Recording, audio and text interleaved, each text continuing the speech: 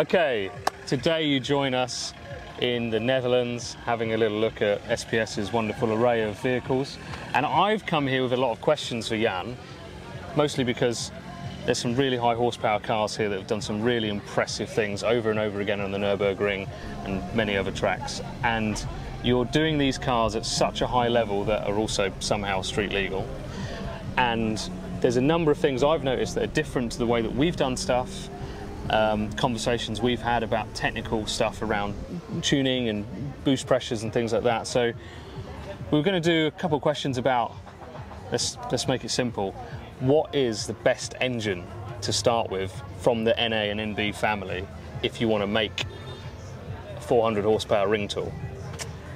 I'm more into, it depends on what you want to do, because we done 1.6s to 440 horsepower, so high rev, big boost. The good thing is on these these engines actually is that we run a 6-speed OEM transmission, because you are most time around 370 Newton meters. Yeah.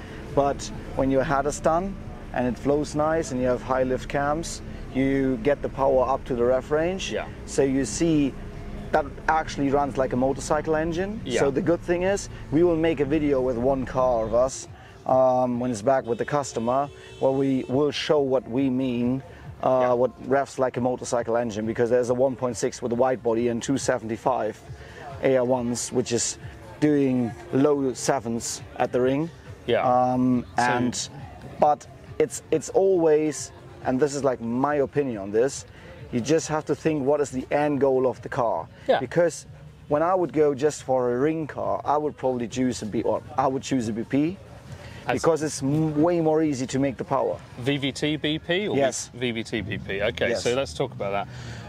Just briefly on the 1.6, 6-speed transmissions, we kill them with heat, we kill them with torque. Most time it's heat. Most time it's heat. Yeah. So active cooling of the transmission. Yes, what we do on this one. So he's watching. He's watching. So we use differential and transmission cooling. Differential and separate differential and gearbox cooling. And what is the sort of limit? So you're saying around 370 Newton meters all day long? Yeah. 50 minutes, 1 hour sessions? So just to give you an idea, this car did last Friday with Lennart as a driver, around 34 laps at the end, we counted. Of the ring? Yeah, 28, 34, something between that. So, and it was like 30 laps actually. Pace? Yes, pace. So which means pace that you get an idea. A normal MX-5, like stock, is doing 8:45, something like this. With a really, really aggressive driver who knows what the hell he's doing, like Lennart. Yeah. Yeah. And Lennart is doing 7:32 with this one. Yeah. And like this all day long. Yeah. So. And how much torque does this make? This is around 350 to 360 horses, and it's about 420 Newton meters. So right on the edge of the 6-speed. Yeah, okay. We say always above 400, it's getting critical. But when I met these cars, because we talked about this like 2 days now. I'm a really big fan of using big exhaust housings. Yes. So it spools in kind of late. Yep. But you get the VE stays good at top. Yeah. The good thing is you get rid of that problem that you have in the middle range, a lot of torque. So that's actually the goal when you want to make the cars track safe. Get the middle range. Do not shoot 500. Yeah, absolutely. The amount of times you see a torque curve that looks like a diesel, they've just rammed the gate shut, stock cams, reasonable turbo, small exhaust housing, the torque comes up like this and then goes like this. And the horsepower curve goes like this and then like this. And the car just feels rubbish to drive above 6,000 RPM. So, and it just blows the tyres off of it and you're not fast anyway, and it kills the gearbox. So, whereas this is actually fast. Because this is what we are looking at. Yeah, it comes up flat and then horsepower does this. Yeah, that's the way. So this is what we were doing with the cars that came out of our shop as well back in the day. That's how I do stuff with mine. So VVT is interesting because, you know, I'm assuming this has some cam in it. No. No stock cam. cams. So you're revving it to like say 7,600 or so? That's 7.5. 7.5, yeah, okay. So power band between like 3,300 with this, or 3,475 maybe? Actually, the power band is around, it starts to ramp in at 3. Yeah. But what I would say, it's usable on track from 4.2 to 7.4. Okay. So when the boost is there, you hold the boost and then you just rev it to the end. And I guess what you mean by that is you're at that point where there's enough exhaust gas that you come off the gas, you come on the gas, it's instant response. Yes. Whereas at 3,800, you come off the gas, on the gas, there might be a moment of it spooling back up moment. Yeah, kind of. To give you an idea, so that the spool kicks back in at 0.02 seconds after 5,000, and below 4 it's about 0.07.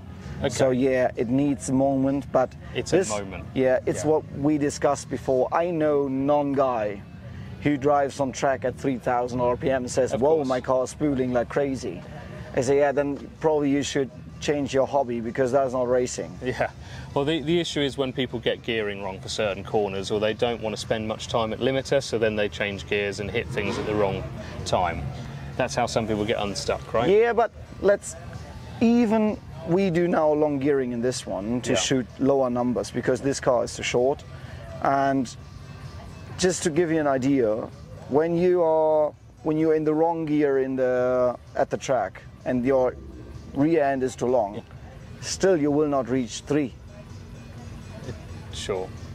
Oh, sure. Oh, sure. Sure, because then you are definitely in the wrong gear. Yeah, you have like your gear change in this car is around always 1,800 RPM. Yeah. So you are definitely in the wrong gear. Yeah, okay. Yeah, no problem. Yeah.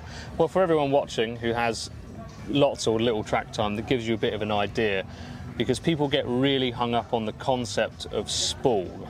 So then they talk a lot about the VVT motor makes the best spool, the 1.6 is small, so put the bigger engine in, get the spool, the spool, the spool. And when we talk about track cars or cars that are being used like this, it is largely irrelevant. Does it fall on its face at 7 grand and then get really hot and become undrivable? Or does it sort of work, basically? And a street car with small turbo, tiny AR housing tend to have a power band of like 2 to 6. What we explain to our customers is, say, if you want to have like the Golf GTI MX-5, use a GBC 250 or 16 or 17 250 on the 1.6s and use the 2300 on the 1.8s. Yeah. You do 220 horsepower to 250 horsepower, they're absolutely fine. The turbo is cheap, it works everything perfect, all is good. When you are looking for really big power, do not use small turbos, because you fuck up the engine. It's like people are asking us, hey, what did you all do to these cars that they are kind of reliable? I say kind of. When you have a race car, they're always getting really stressful used. Yeah. So you have to be sure that you just save them a bit and look after them. Yeah. But they are asking us for that. And I said, hey, the first thing is always get the temperatures under control. Yeah. So it's cooling, it's differential cooling, it's transmission cooling, it's oil cooling. It's brake cooling. Yeah. So it's always the same. It comes always back down to temperatures. Yeah. So and with smaller turbos, you get really high EGTs. Yes. When you get past the point of efficiency, and you want to size the turbo so that you're not using absolutely all of it. Yeah. You want to size it a little bit bigger. It is counterintuitive to a lot of people who think, I've paid for the turbo, I want to use all of the turbo, and I want nothing left on the table. But then the engine's screaming to please stop. And the problem are not just the EGTs, the also the intake air temperatures, because you're heating up everything so crazy. So you have what we say boost does not make you fast, like air mass makes you fast. So and this is what we are always looking at, to not, but at the end of the day we're running 1.9 bar of boost. So this was like, I would say 5 years ago, if you told an MX-5 guy I'm running nearly 2 bar of boost on track, they were like, what? Yeah. So, but you heard the numbers which we are dialing in the cars when we are going for high horsepower builds. So 2 bar of boost is kind of daily business. Yeah, and that's, as we discussed, it's generally on 102 octane. Yeah. Generally 102. Yeah.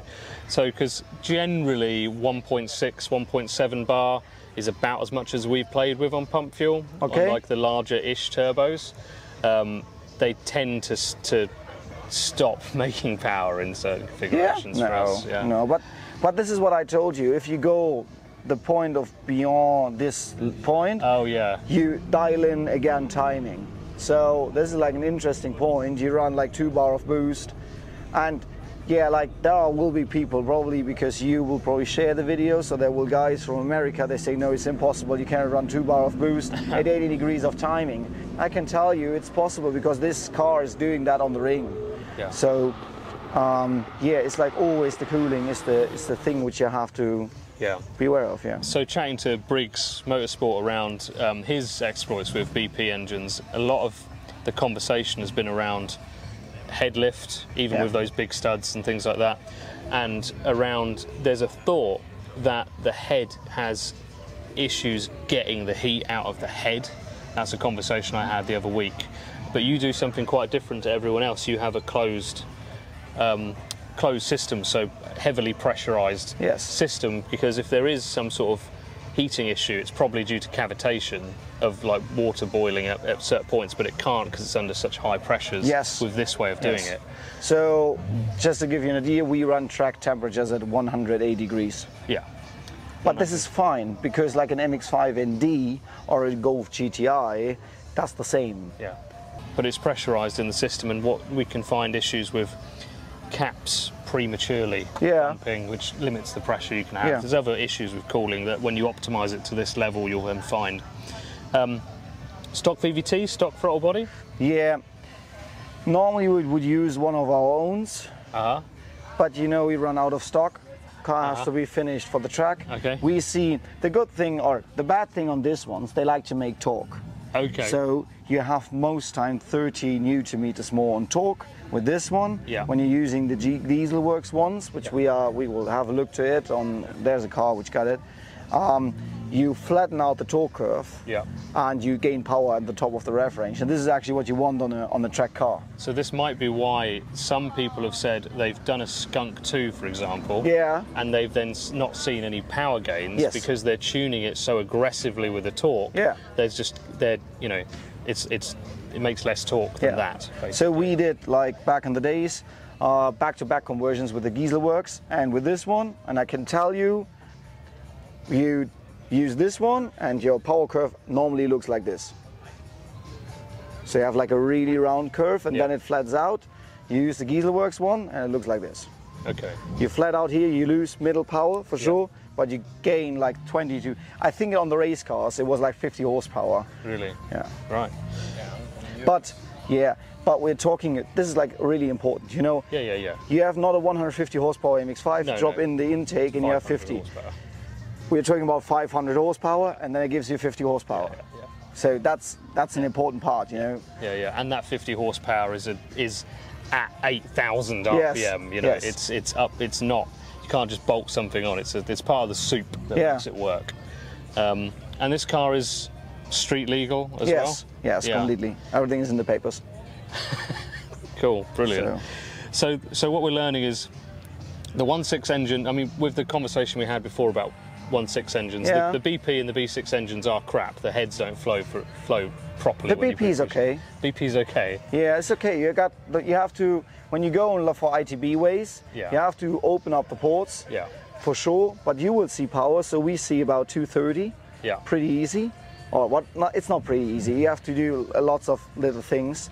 But the BP heads, for me, they flow okay. On the B6s, they are way too small. So you have to open it up. But you drove the car with me from Philip, or you did? No?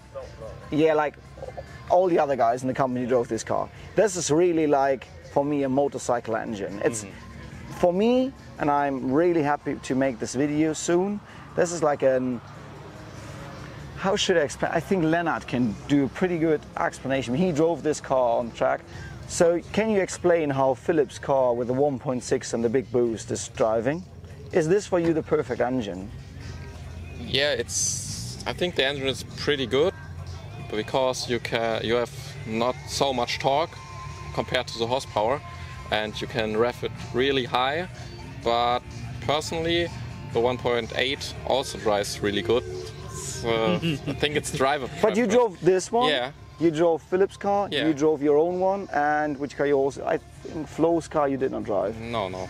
Yeah, so what you would say on track is for you, because I said we were discussing frontwards back what's the best track engine, and I like the BPs because they make fast power, but you really have to be careful with the torque.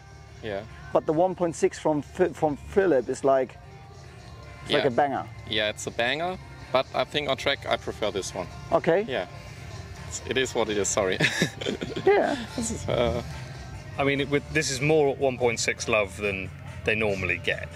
You know, so this is you're here sort of debating the benefits of a heavily modified 1.6. Yeah, it's completely dumb. Stock head, stock cam. Yeah. 1. BP. Yeah.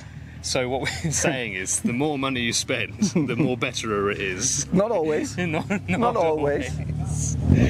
Okay, brilliant. All right. So in conclusion, the 1.6 is better if you like a bike engine. If you spend No, he's like laughing. an You see it? unfathomable amount, he's laughing. Yeah. Yeah. If you spend an unfathomable amount of time and effort. We make now 3 of these engines, like in Philip's car. Okay. Oh no, he's laughing again. How many BPs, VVTs do you build? Like, what's the ratio? 1.6 to every 100 BPs? 1.6 to 4 BPs. To 4 BPs? Yes. Oh, okay. Yeah. But yeah, it's like, because lots of people like to get the stock engine in there, and it's really, I really like that engine of Philip's car. Yeah. So I need to add, I only had, I think, 4 laps in the dry with Philip's car. Yeah. So if I get more used to it, I think it's better. And Philip's car had a bit of a problem with the shifting. So when this sorted out, I think the car drives really good. But, Yeah, what we do now, this is like a problem on these high reffing turbo cars. You get problems to get the gears in, because the original 6-speed gearboxes are made for that. So what we now do, we do like a rebuild. We are using RX-8 internals in the gearboxes. Okay. With double synchronizers. Okay. So it's better when you shift at 8,600 RPM and you have a smooth shifting. And is this something that you can offer to the public? Yes. Yeah. As a assembled unit? Yes. And what would the sort of number be? How much something like this is? Yeah. 3K. Yeah, it's nothing. So it's kind of nothing. Yeah, for a gear. Maybe like $4,000. No, 3K. It's about 3K. 3K. Yeah, because like 25% discount. This is Yeah. this is after you spend so much. No, effort it's and no, time no, on the no, 1.6 no, no, no. It's so different. that you don't destroy the gearbox. No. It's different. It's different. The point is, we all know how we're standing here together. How much a fucking proper gearbox is. Yeah. Like a Quaif is $10,000. Yes. You know, and all the rest of it. If I can offer you something which is reliable to your engine, with the RX-8 internals, and you shift perfectly, and you do not destroy the gearboxes, 3K is nothing. Yeah, for sure. And it also is cheaper than doing a BMW box swap kit, which comes with its own frustrations. And that gearbox isn't designed to shift at like 8,600 RPMs. It's the same problem, I suppose. I don't have experience with a 8,600 RPM 1.6 on a BMW box. Is it okay? I did not try it. You've not tried it? Yeah, because this is the point where you use a 1.6, you can use a stock gearbox. So this is, okay, so point to a 1.6 basically. Yeah. So the 1.6 is better. It's not, it's heavily modified. We talked about at the starting was what is for you the best track engine, and I said, yes, this 1.6. If you want to just get a 350 horsepower banger, which is doing it all day long, there we are, it's nothing crazy. No, it's not. When somebody's asking me what you want or what you have to do, yeah, you just use the stock head if you want to, and you want to invest some more money, you use harder springs, rods, pistons. Oil pump is a really important point, I can tell you, they are failing like crazy. If you want to add, you can use a super damper. It's not that important. And one thing you will have to do is remove the power steering, because the power steering will cause you problems on the damper and also on the oil pump, even on the boundaries. Because of the load on the snout? Yes. Right, interesting. That isn't something I'd considered, previously. Is that what you think causes most of the failures then, prematurely? 99% yes. Right. Yeah, you can see it on the wearing of the key. Okay. It pretty good shows you. You drop in a new key into it. You run it with a, what we did back in the days, we used like a power steering pump with an oil cooler, and used the car hard on track. Just 250 turbo horses and just using. Yeah. Got the damper back out, and you have to, it's not worn out like crazy, but you can see where it starts to tip in. Yeah. Remove the power steering pump, do the exact same test, drop in the new key, assemble everything. We did this back to back on the next day on the track day, and no wearing at all. Okay.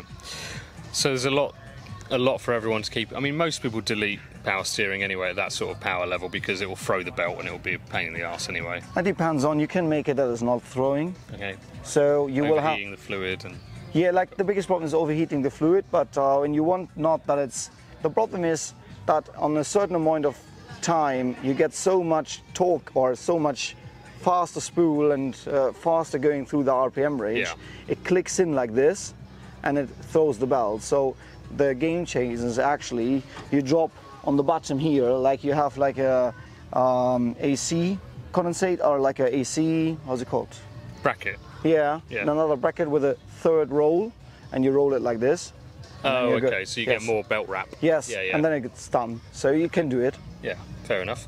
But there's other solutions like EPAS options and other bits and pieces that people can do. Yeah, okay, cool. So, complicated subject. Yeah. The best engine is potentially the engine you have, but if you want an easy life in the free 350 range, the BP is your answer all day long. If you want to be something a little bit more interesting, the 1.6 built heavily could be the recipe that means you don't have to worry about a gearbox, and could be the right answer for depending on your driving style and depending on the track you're going to. Thanks, Jan. No problem. We learned a lot. Yeah, it's no problem. I'm happy to help. Bye. Bye.